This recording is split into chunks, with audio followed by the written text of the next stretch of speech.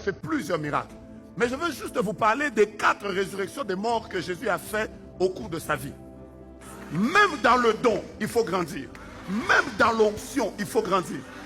Être là, tu ne fais que depuis, tu ne fais que des prières que tu fais dans un drap et tu dis amen le lendemain. Non. La Bible déclare les saints qui étaient morts il y a longtemps se sont réveillés. Donc c'était la résurrection de plusieurs années. Vous voyez comment la grâce de Jésus grandissait?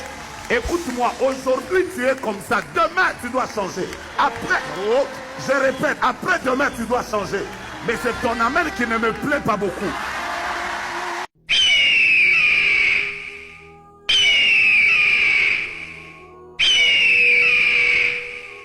Pour aujourd'hui, je vous donne la 3e loi qu'il faut maîtriser quand vous êtes dans le royaume. Si vous ne la maîtrisez pas, vous êtes fini. Dans le royaume où nous sommes, loi qu'on appelle la loi de la croissance. Vous ne pouvez pas être dans le royaume et rester au même niveau. Dans notre royaume, il faut grandir. Hein? Je sens que ça ne marche pas ici. Non, ça ne marche pas. Bouge ton voisin, dis-lui voisin. Dans le royaume, si tu veux manifester la vraie vie, commence d'abord. 1. Aime le roi. 2. Consacre-toi à lui. 3. Tu dois avoir son image. Mais on parle de la 4e chose. 4. Tu dois grandir. Tu ne peux pas être dans ce royaume et tu ne grandis pas. Voici ce qu'a dit notre pépé.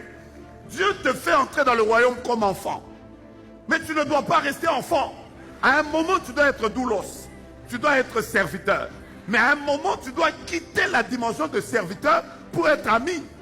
Dieu dit, je ne vous appelle plus serviteur, mais je vous appelle ami. Mais à un moment, tu dois sortir de la dimension d'ami pour entrer dans la dimension d'épouse. Dans le royaume, on doit grandir. On ne doit pas te trouver le même. Ça fait combien de semaines royales auxquelles tu as participé? Tu n'es qu'en train de prier. Tu as participé à combien de prières? C'est 72 heures de prière, tu étais là. 48 heures, tu étais là. Tu as participé à des prières et à des prières. Tu as entendu des enseignements et des enseignements. Tu as lu des livres et des livres. Maintenant, grandis. Maintenant, grandis.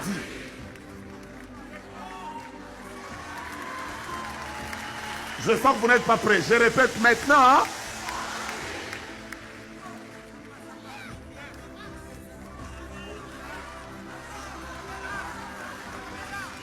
Quand vous lisez par exemple dans le psaume chapitre 92, quelque part il est écrit « Les justes croissent comme les palmiers.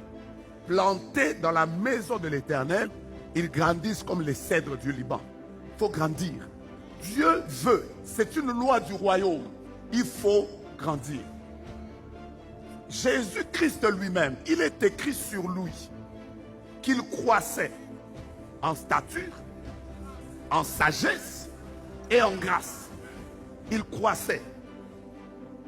Grandir fait partie des principes du royaume. Pourquoi Jésus avait-il maudit le figuier?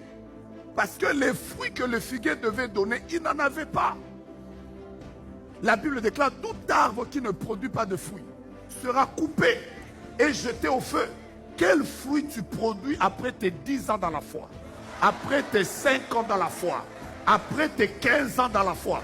Tu ne peux pas être le même pasteur produisant les mêmes résultats. Non!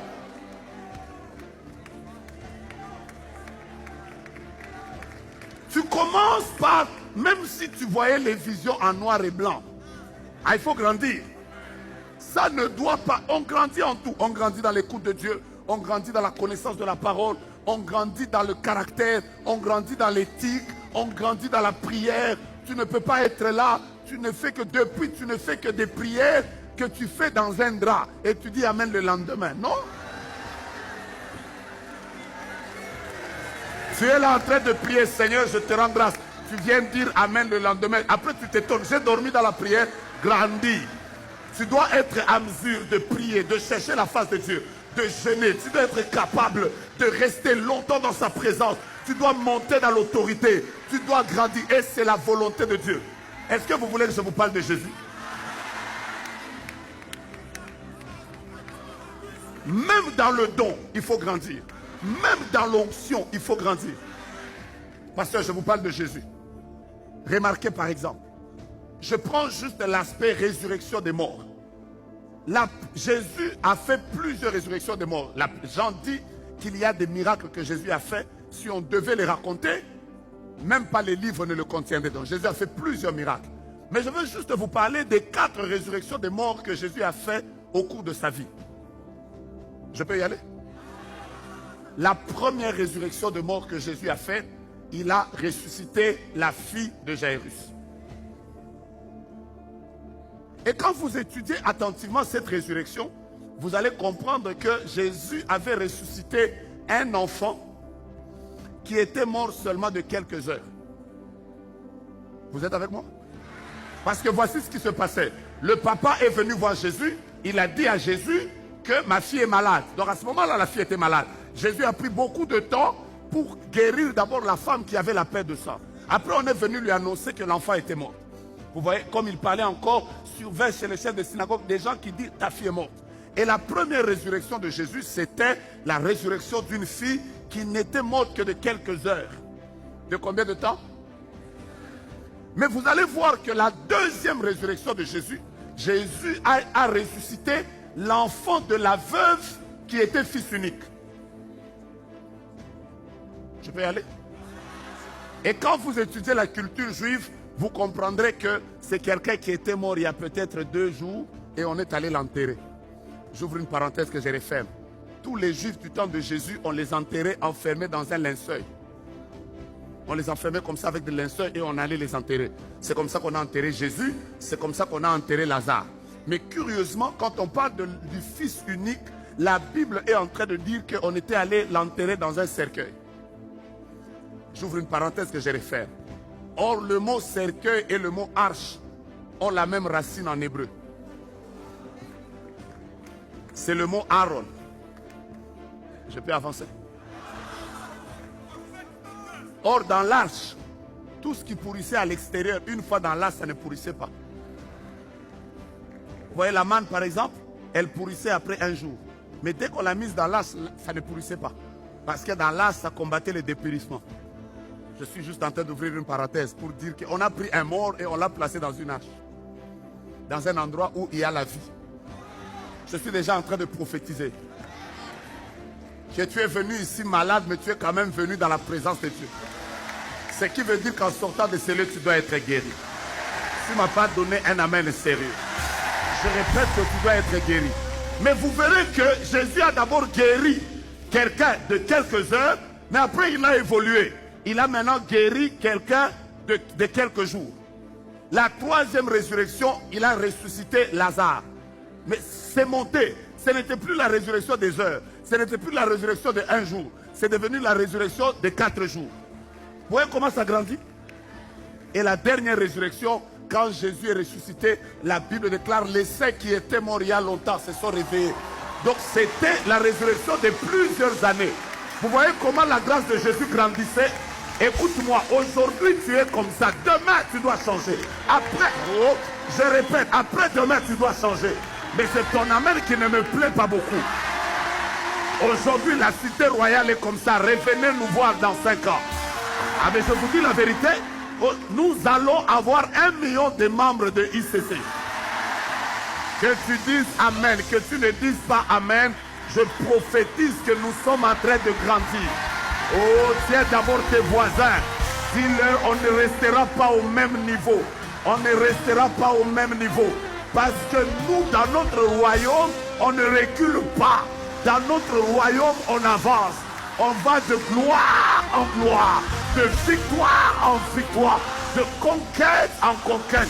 Pendant que tu bouges comme ça, que tout ce qui n'allait pas dans ta vie soit connecté à la grâce. Que Dieu te fasse monter, que Dieu te fasse évoluer, que Dieu te fasse monter. Mais c'est ton amen qui ne me permet pas de te parler. Remarquez comment ça marche dans le royaume. La Bible déclare, les adolescents se lassent, Les jeunes gens se fatiguent. Mais ceux qui se confient en l'Éternel, ils renouvellent leur force. Maintenant, attendez. La Bible montre 3 manières d'avancer. La Bible déclare, par exemple, il marche et il ne se fatigue pas. Mais la Bible donne une deuxième manière. Il court et il ne se lasse pas. La Bible donne une troisième manière. Ils prennent le vol comme les aigles. Ça veut dire qu'il y a un temps dans la vie où on marche. Mais il y a aussi un temps dans la vie où on court. Mais il y a aussi un temps dans la vie où on ne marche pas, où on ne court pas. Mais là, on doit voler. Ah, je déclare que tu prends de l'envol. Je déclare que tu prends de l'envol. Ton amen ne me permet pas de prophétiser. Tu prends de l'envol. Je parle de tes affaires. Je parle de ton ministère. Je parle de ICC Paris. Je parle de ICC Brazzaville. Je parle de ICC ou encore de partout Montréal. Je parle de ICC ou encore vous devez décoller. Toi et ton couple, vous ne resterez pas au même niveau. Décoller, décoller, décoller, décoller, décoller. Dans le royaume de Dieu, on doit grandir. J'ai dit, on doit faire quoi? Dans le royaume de Dieu, on doit monter. J'ai dit, on doit faire quoi? Écoutez, il y a des versets comme voici mon serviteur montera. Il s'élèvera. Et il montera bien haut. Il sera haut placé. Ça veut dire qu'alors, voilà pourquoi même quand les gens te combattent, c'est parce qu'ils ne savent pas que tu es connecté à un autre royaume. Dans notre royaume, la loi de la pesanteur n'existe pas.